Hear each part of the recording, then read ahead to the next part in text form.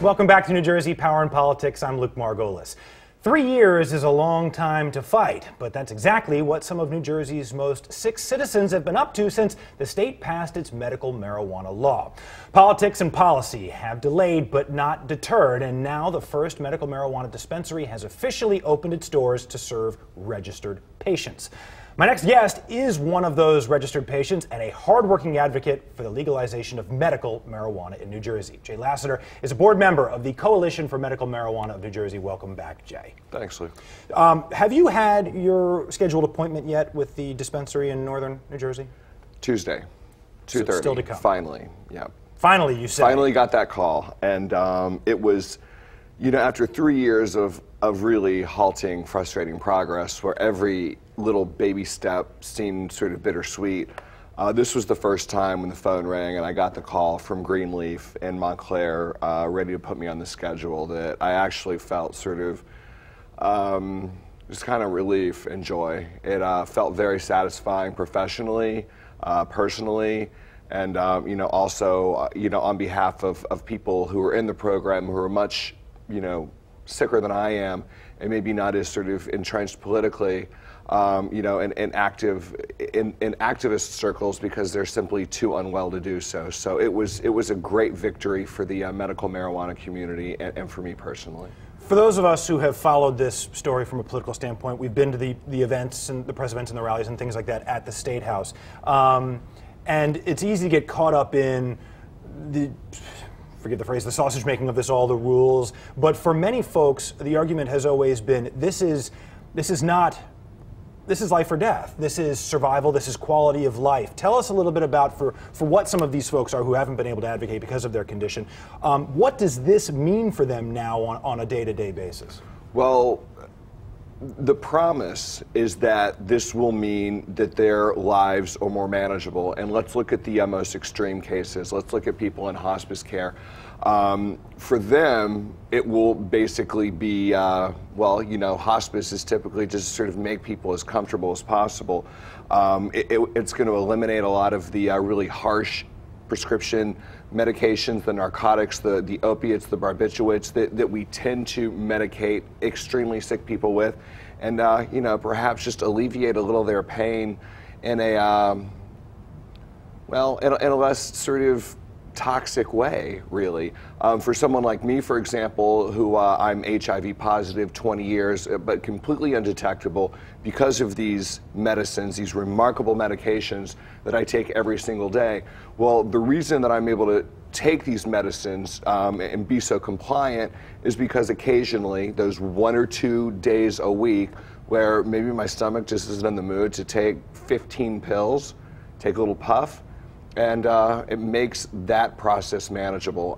So obviously, if people aren't taking their meds because they're unwell, then that's, we're talking serious medical consequences there. So for me, it's mild.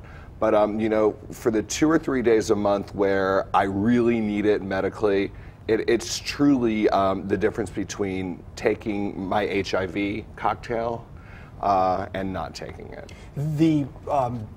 The state, Governor Christie specifically, and the health commissioner have been very concerned about making sure that this program is managed in a responsible way so that we don't, in their words, end up like California and Colorado. Those are the two examples that are always sort of thrown out there. So far as you can see, the way this program is structured and knowing what you have to do now to participate, do you think they've achieved that balance? I know that that's their rationale for why this has taken so long, that they want to be careful and methodical, and that nobody wants another California. I don't want another California. But I think moving forward, we're going to look at how it's been implemented in New Jersey, and that's going to be regarded as the opposite extreme. Nobody's going to want to do it the way we did it in New Jersey, because basically it's just been so incompetently rolled out. Chris Christie campaigned as a small government, let's get government out of our lives kind of guy. And this is so antithetical to that.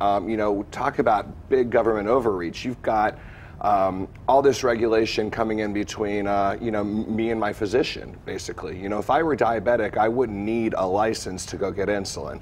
And, things like having to sort of pay cash only for it. The fact that medical marijuana is taxed I mean, give me a break.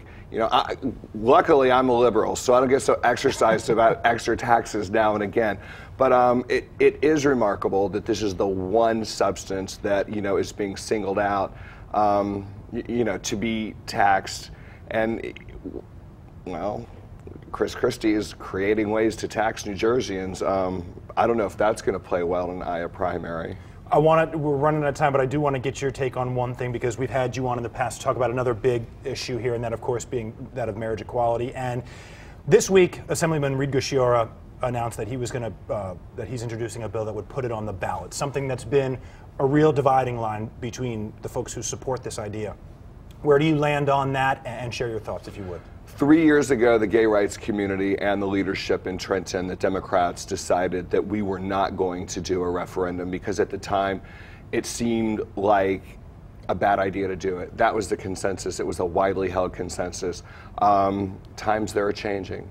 I'm not sure that the referendum is the wisest way to go, but I think taking it off the table, as the gay rights movement leadership in New Jersey seems to want to do, I think that's retrograde thinking and bad leadership. So I'm sort of agnostic on it.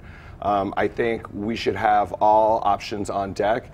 You know, look, I'm not going to be too principled about how I get to the altar. By any means necessary, that's always been my philosophy. Jay Lasseter, thanks for coming in. Thanks, Luke. Good to see you. We'll talk to you too after Tuesday of next week to see how your thoughts on the program. Please stay with us. Jersey boy Jon Stewart talks to another powerful Garden State politician this week. And can Barbara Walters make Governor Christie cry? Not likely. I'll be right back to wrap up the show.